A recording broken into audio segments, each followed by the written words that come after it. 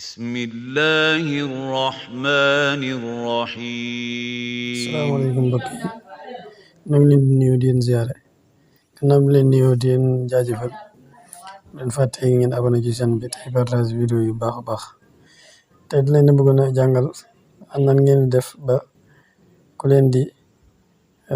maanaam ku jël sa téléphone nga mën ku jël sa jollasu nga mën koo xam li ngay def mooy da ngay taal sa lënkaay maanaam connexion nga dem Play Store nga dugg bés WTMP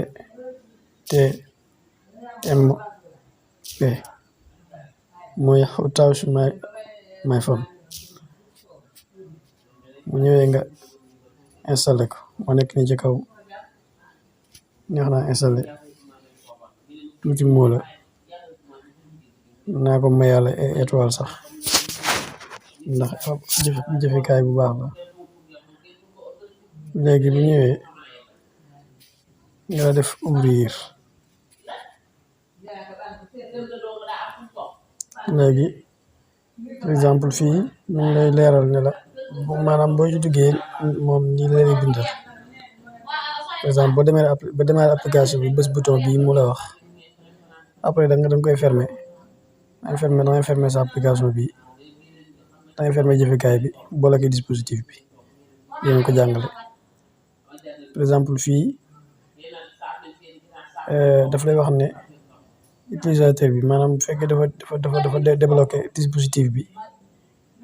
wala mu def tentative bi maanaam wala mu di ko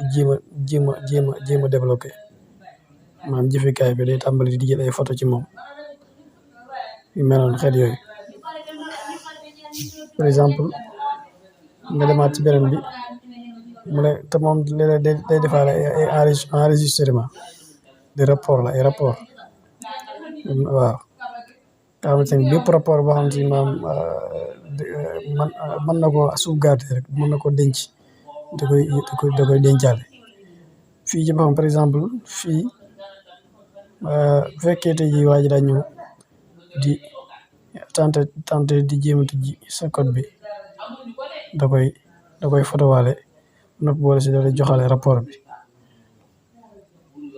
kon ñëw jëf ci def terminé daal di bés fii daal di def ok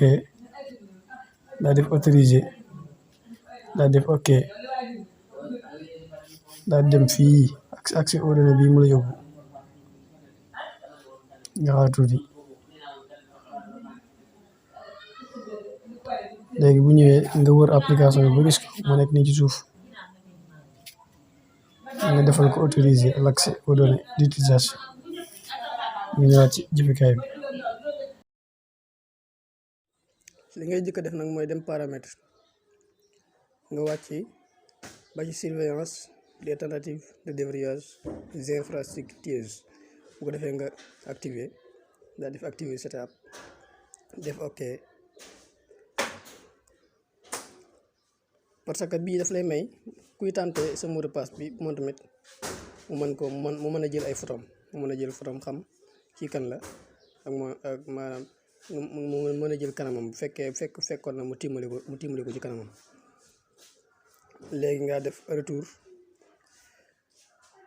bu ko defee nga di fermer application bi nga fermer léegi nga di fermer jëmmi téléphone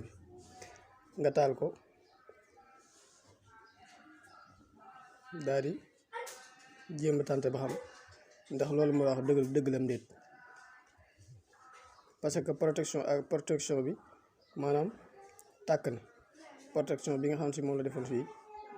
mi ngi noonu gis nga ko nii tàkk na nga xam nga def naa ay schéma yu baaxut léegi xam nga tijji ko yaa ngi gis mu bind la tentative de déverrouillage day jël ay photo ci boppam moom da koy jël loolu moo tax mu doy waar lool maanaam képp koo xamante ni da koy jéem a tijji rek moom day jël kanamam fi mu toll sama kanam gaa ngee waaw mën naa ko masque waaw beneen bi tamit moom exception bu fekkee da nga bëgg a dindi kii bi maanaam boo ko dindee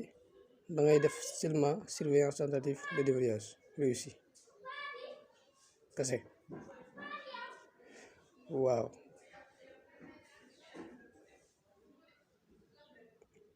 kon loolu moo ci am fi mu toll nii maanaam boo ko tentee daal di déverrouiller daal di dem ci application bi yaa ngi daf lay bindal appareil déverrouillé ba tey da lay joxaat photo bi ak kan moo ko déverrouillé yëpp macha allah maanaam jëfikaay bu am solo la. asalaamaaleykum wa rahmatullah.